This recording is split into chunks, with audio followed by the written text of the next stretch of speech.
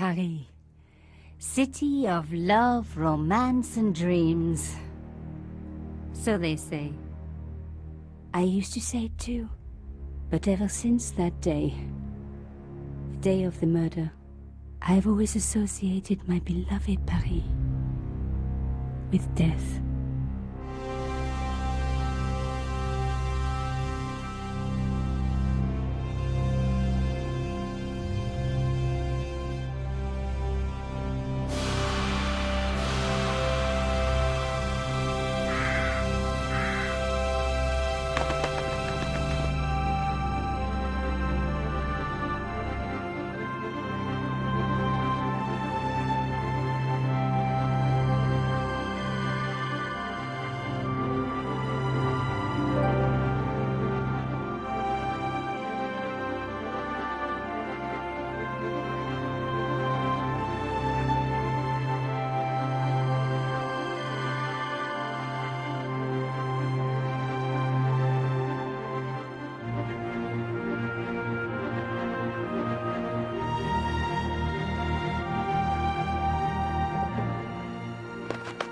I was at home having a bath when my editor called. Collard, get your ass over to the Palais Royal now. You got an interview. With Pierre Carchon. Yes, the Pierre Carchon. No photos, so leave your gear at home. He asked for you personally. Don't ask me why. Anyhow, this could be big, so if he makes a pass, don't forget. Just smile, say yes, and keep taking notes. So charming and so very apt. Pierre Carchon was a media king, a national hero, and one of the most infamous adulterers in Europe. He and his wife Imelda were just one step down from royalty. Whoa, I hate mimes, but unless you humor them, they don't go away.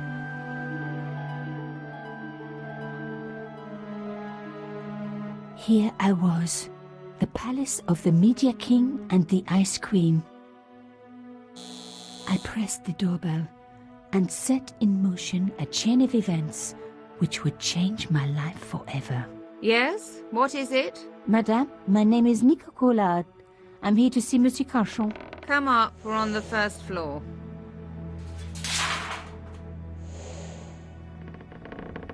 Madame Carchon, it's a pleasure to meet you.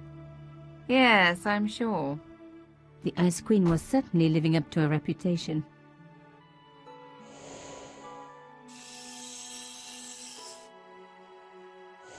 Will you be staying for the interview?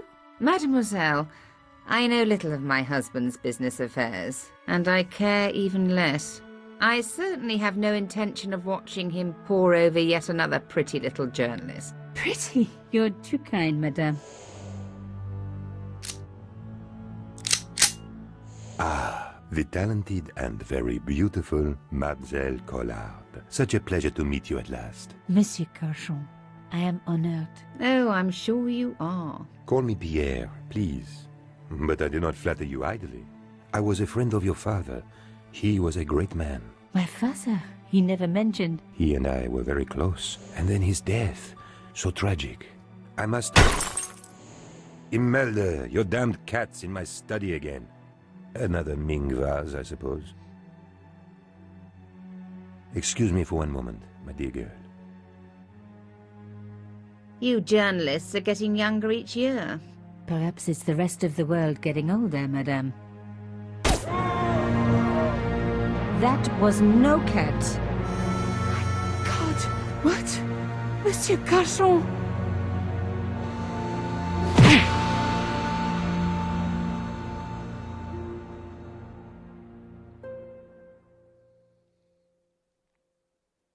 He's dead. I must call the police. You'd better stay here. There was a man. It was the mime. Do you think he... Well, I believe we can rule out suicide, don't you? No wonder they called her the Ice Queen. She would have been top of my list of suspects if I hadn't seen the attacker myself. And if I hadn't come across a couple of murders just like this already. One of the most important men in Europe murdered And here was I, Nico Coulard, alone at the scene of the crime. Should I wait for the cops? Or start my own investigation? It was a no-brainer. Dun dun dun! What's up guys, JaX here playing Broken Sword, Director's Cut. I've been wanting to do this for ages, but the Steam version that I got doesn't work for some strange reason. So I tried GOG.com, and it seems to be working fine. The graphics seem a bit crappy from what I remember what it used to look like. Okay, so I wanted to record this for ages, but I couldn't get it to work on Steam. So I thought I would get it on GOG.com, because apparently everything on GOG.com works. And this one does. So I'm going to play this all the way through. Probably not all in one day, because it is quite long. And this is the director's cut. So in the original one, this bit wasn't in at all. You just start off as the actual character, and I can't remember his name, so I'll just play through with this. So this is Nico Collard, if I remember rightly, and you've seen the intro, so let's just start. Let's check the body. Mimes and guns don't usually go together, but I had an idea that this was no ordinary mime. I'd come across this murderer before, and written about him. The costume killer, at least that's what I'd called him. Yeah, I know a little bit. I've completed this, I think, a couple of times. I've played... It was one of my hair clips. My favorite, in fact. It must have fallen when I was knocked down. Yeah, I've played the director's cut once, so this is all new to me, but I've played the original one a good couple of times, so I know the gist of it. So I'm going to try not to spoil it. I'm just going to play and enjoy myself and let you watch it, because it is a really old game. Well, it's not that old, but it's really good and I like it. Some people hate searching corpses for clues. Me, I'm okay with it. Reminds me of an old boyfriend. In his pocket, I found a ticket stamped Bateau de la Conciergerie. Taking the ticket meant I tampered with the evidence. There was no going back now. Oh, look, Carchon had been shot. Yeah, we know that. We're seeing that from the intro. I closed his eyes. It was the least I could do for the poor fellow. Anything else I can do with the body? No.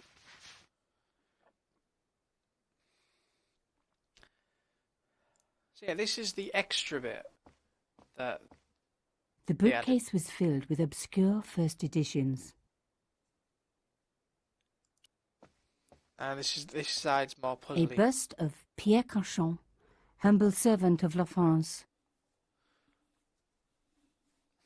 But I want to get to the good bit that I always remember, because, yeah. A small round piece of glass had been cut out of the pane. This was a professional job. It's on the floor. It's right there. See? No, don't look at the fucking body. Pierre Carchon was stiff for the last time. Yeah. Giggity.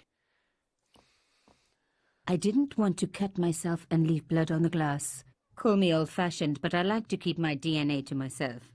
Well, if someone uses a glass cutter, does that just that would make it smooth, wouldn't it?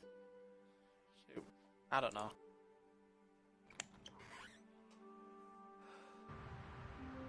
The killer must have used a ladder to reach the window. He was long gone. Guess he folded that ladder up, popped it in his pocket and took it with him.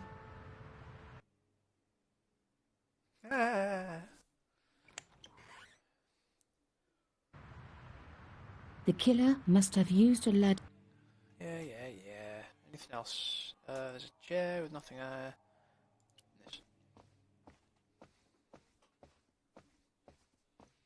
Pierre Carchon again.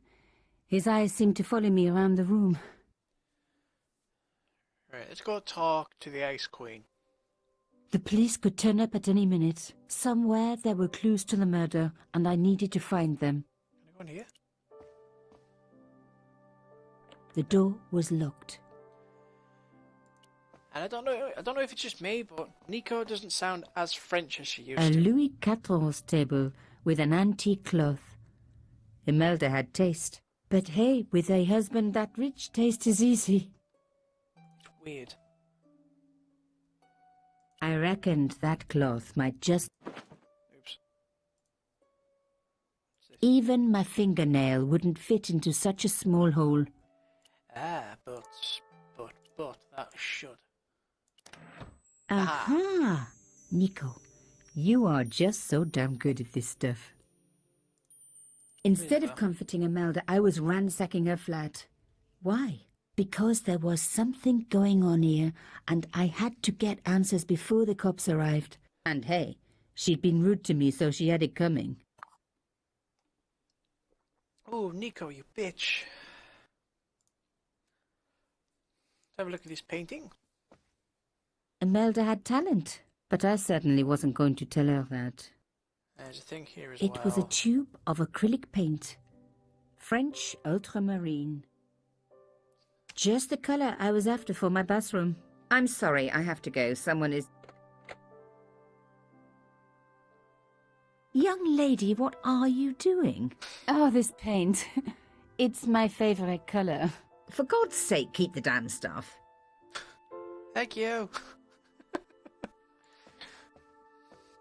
But you don't say it like that, Jesus. The tube of paint from Imelda's easel. French ultramarine. A key. Maybe a safe key. The cloth was embroidered with an unusual symbol. Yeah. It was a boat ticket stamped Bateau de la Conciergerie. When I was a little girl, Papa used to take me on the Bateau Mouche as a treat. Strange things to actually question, really. Excuse me, madame. Yes? Let's talk about Would my you like hair to clip. see my favourite hair clip? What a ridiculous question. Of course not. Huh? Another time, I guess. It's worth a ask. So, her husband took secret boat trips. Did she really need to see the ticket? Yes, she might have been on one. You're upset, madame. Please take this. That is the lace cloth from the table. What can you be thinking? I'll just stick it back in my pocket, yeah. Imelda might not have been so cool with me poking around if I'd shown her the key I'd found. Yeah, that's a point. The last Pretty thing fair. she needed to talk about was paint. Okay. I am so sorry for your loss, madame. Talk about No, what you're happened. not. You're a journalist. Journalists don't feel sorry. Not true. We shall see. Oh, what a bitch. Why did your husband send for me? What did he want to discuss? I have no idea. His business was his business. He never told you anything. No, and frankly, I preferred it that way. Miserable cow. How did your husband know my father? I have no idea. You didn't know him? Thierry Collard? Pierre knew a lot of people I didn't know, most of them women. Why would a mime want to Mime. kill your husband? Pierre had plenty of enemies. Half the husbands in Paris for a start. This is quite a scoop for you. I suppose you're already inventing the headlines. Just because I am a journalist. Don't patronize me. You're all cut from the same cloth. Do you have any moral sense at all? Yes, yes, I do. That's why I do this job. You do it to see your name in print. As if. My editor gets the byline, I just do the work. Well, don't expect my sympathy. The police will be here soon, madame. Is there anybody you would like me to contact? Family, friends? No, I have no family. Pierre and I were... He was all I had, really. Not much, was it? The dutiful wife. That was my role. He never talked, never let me in. I know one thing, madame. What? If you want to find out who killed your husband, then you let me do the job, not the police. Why? How do I know I can trust you? I'm a journalist. Your husband invited me here today because he needed me. I think he knew somebody wanted to kill him, and he knew I could help. I doubt it was your database he was after. You're wrong. Giggity. I was onto his killers already, I am sure of it. Please, you owe it to him. I don't know. All I need is a few more minutes to look around before the police come. You really do have a moral sense, don't you? Took your I time. trust so few people. And perhaps Pierre really did think that you could help. Of course it wouldn't have stopped him seducing you too. Here, take this. It's the key to the drawing room next to the library at the end of the hall. Progress. It was Pierre's room. I rarely went in there. I couldn't. I was too scared of what I might find. Right Thank then. you. I promise you won't regret this. Let's check it out. Come on. What is this anyway? Right, so this basically is a written description of what's happened so far. Okay, let's have a look at this. A medieval pageant. Original, no doubt. The tapestry must have cost a fortune. Okay, let's not. Right, key on the door. Now we were getting somewhere. Yes, to another room. Progress. Let's have a look at the painting. The painting showed the Cachons together, in love. As the poet said, the past is a different country. Or did I read that in a fortune cookie? Probably. There was the very faintest of clicks. This must be where the safe is, I'm guessing. Come on, open up.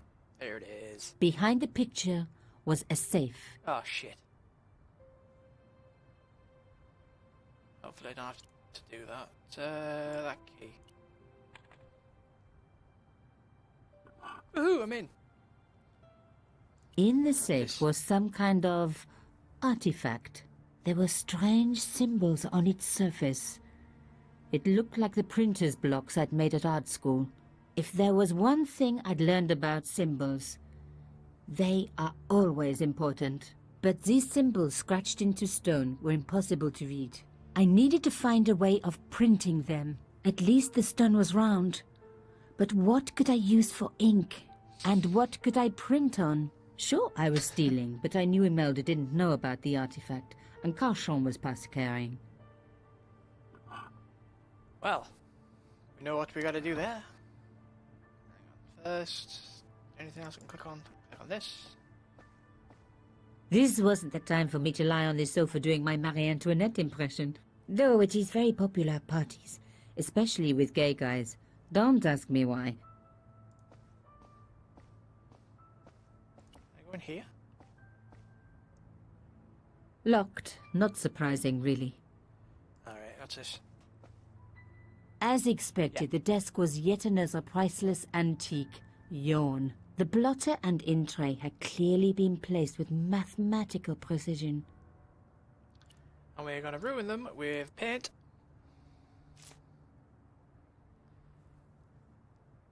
I'd spread blue paint over the bottom of the tray. It was ruined. I was a very bad girl, but also quite a clever one. Then we put that on there, I think.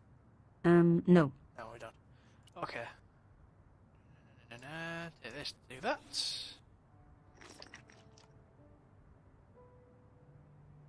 I rolled the artifact in the paint until it was completely coated. So then put that on that, do we? Yeah, we do. Genius! The roller and the paint worked just as I planned, but what did it say? Sub juice SDSSDSS. It was some kind of coded message. It read, subjudice. I may not have learned a lot as a journalist, but that was a term I knew well. It means a legal case that is before the courts.